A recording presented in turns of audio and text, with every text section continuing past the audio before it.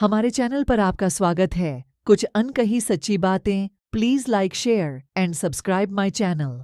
आज का हमारा विषय है भक्त हनुमान व तुलसीदास जी के बीच के 3 मुख्य प्रसंग।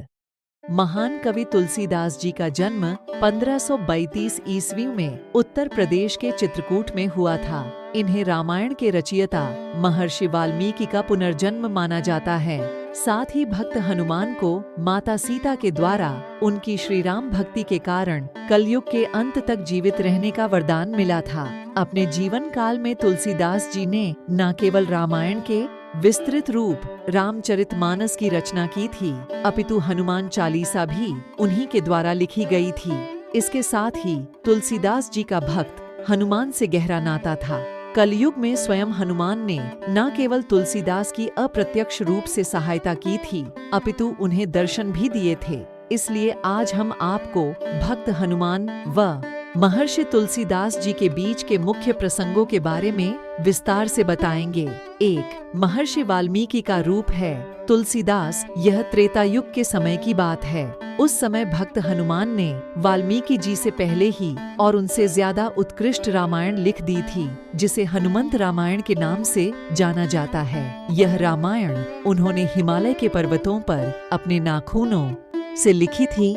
उस समय वाल्मीकि जी अपने द्वारा रचित रामायण शिवजी को दिखाने कैलाश पर्वत जा रहे थे, लेकिन बीच में हनुमान की रामायण को देखकर उनके मन में निराशा का भाव आ गया। यह देखकर भक्त हनुमान ने अपनी रामायण लिखे उस संपूर्ण पर्वत को उठाकर समुद्र में डुबो दिया था। वाल्मीकि जी हनुमान की ऐसी भक्ति व निष्ठा भाव देखकर अभिभूत हो गए। उन्होंने हनुमान को वचन दिया कि भविष्य में वे फिर से इस धरती पर जन्म लेंगे। उस समय वे श्री राम की कथा को और भी उत्कृष्ट व विस्तृत रूप लिखने का प्रयास करेंगे। साथ ही उसमें हनुमान के गुणों व शक्ति की उचित व्याख्या भी होगी। इसलिए भविष्य में जब महर्षि तुलसीदास जी का जन्म हुआ व उन्होंने रामचरितमानस तथा हनुमान चालीसा को लिखा, तो उन्हें वाल्मीकि जी का ही पुनर्जन्म माना गया। 2 भक्त हनुमान ने कि महर्षि तुलसीदास की सहायता। यह उस समय की बात है जब दुष्ट विदेशी आक्रांताओं का भारत पर राज था व भारत के सिंहासन पर धूर्त अकबर बैठा था। अकबर ने तुलसीदास जी की राम भक्ति व चमत्कार के बारे में बहुत सुना था, इसलिए उसने तुलसीदास जी को राज दरबार में बुलाया। वह एक मृत व्यक्ति को जीवित करने का कहकर उनका उपहास उड़ाया। इस पर तुलसीदास जी ने कहा कि यह सब असत्य है, मैं केवल श्री राम को जानता हूँ।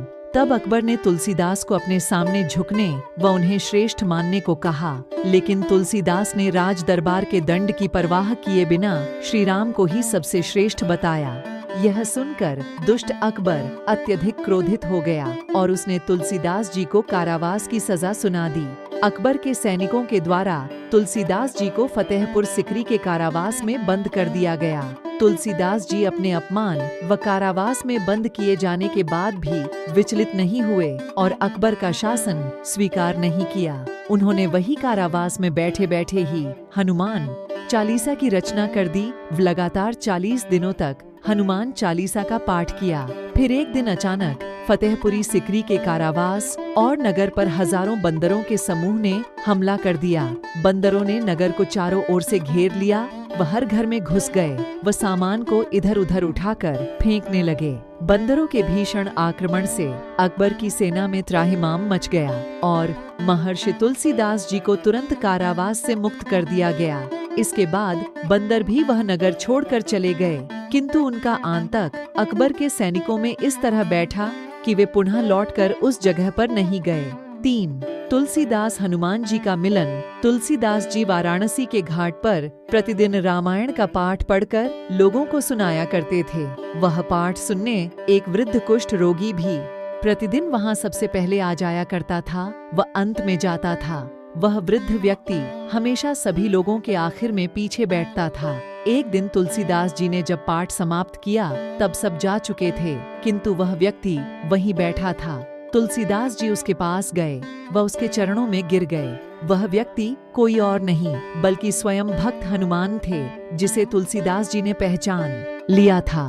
इसके बाद हनुमान ने उन्हें अपने असली रूप में दर्शन दिए। तब तुलसीदास जी ने प्रथम बार हनुमान जी के ही सामने हनुमान चालीसा का पाठ किया था। अपने अंतिम समय में तुलसीदास जी ने उसी जगह पर संकट मोचन नाम से मंदिर बनवाया था व समाधि ले ली थी। आज उस घाट को काशी का तुलसी घाट के नाम से जाना जाता है। साथ ही वहाँ संकट मोचन मंदिर भी स्थित है, जहाँ लाखों की संख्या में भक्त अपने संकटों को दूर करने की प्रार्थना भक्त हनुमान से करते हैं।